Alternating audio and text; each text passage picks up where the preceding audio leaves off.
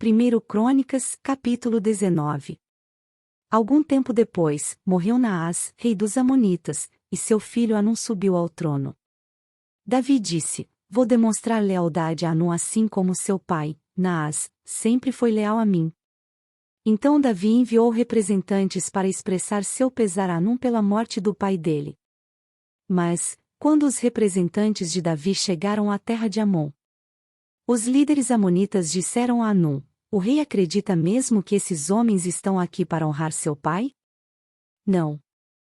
Davi os enviou com o objetivo de espionar a terra para vir e conquistá-la.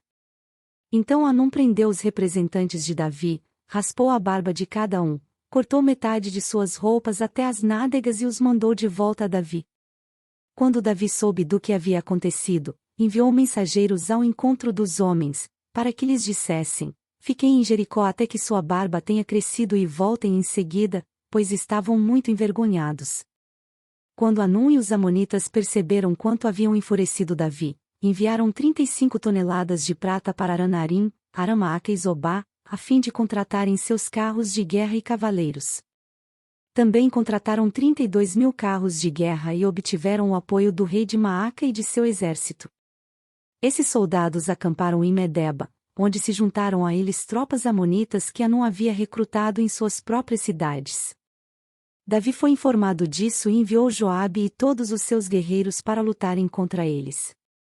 As tropas amonitas avançaram e formaram sua frente de batalha à entrada da cidade, enquanto os outros reis se posicionaram para lutar nos campos abertos.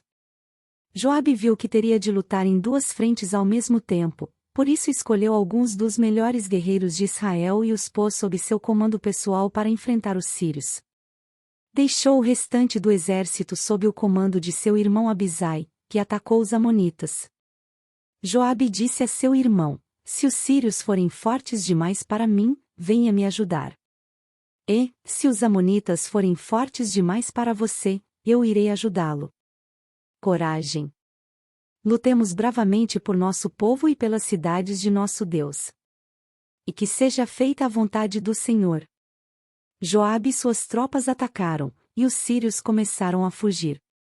Quando os amonitas viram que os sírios batiam em retirada, também fugiram de Abisai e recuaram para dentro da cidade. Então Joabe voltou para Jerusalém. Os sírios viram que não tinham como enfrentar Israel. Assim, enviaram mensageiros para convocar mais soldados do outro lado do rio Eufrates. Essas tropas eram conduzidas por Sobaque, comandante do exército de Hadadezer.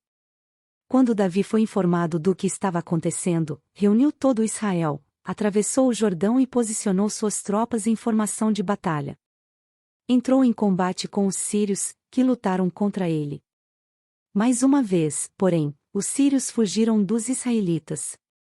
O exército de Davi matou 7.000 homens em carros de guerra e 40.000 soldados de infantaria, incluindo Sobaque, comandante de seu exército.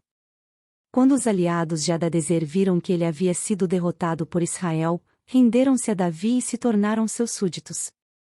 Depois disso, os sírios não quiseram mais ajudar os amonitas. 1 Crônicas, capítulo 20. No começo do ano, época em que os reis costumavam ir à guerra, Joabe conduziu o exército israelita em ataques bem-sucedidos contra a terra dos amonitas. Durante essas operações, cercou a cidade de Rabá, a atacou e a destruiu. Mas Davi ficou em Jerusalém. Joabe conquistou Rabá e a destruiu.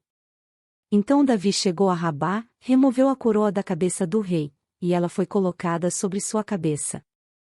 A coroa era feita de ouro, enfeitada com pedras preciosas, e pesava cerca de 35 quilos. Davi tomou grande quantidade de despojos da cidade. Também tornou os habitantes de Rabá seus escravos e os obrigou a trabalhar com serras, picaretas e machados de ferro.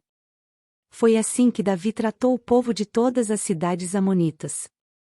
Então ele e todo o exército voltaram para Jerusalém. Depois disso, houve guerra contra os filisteus em Gezer.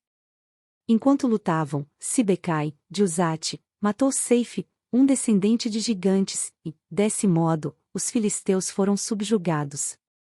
Durante outra batalha contra os filisteus, Elanã, filho de Jair, matou Lami, irmão de Golias, de Gate.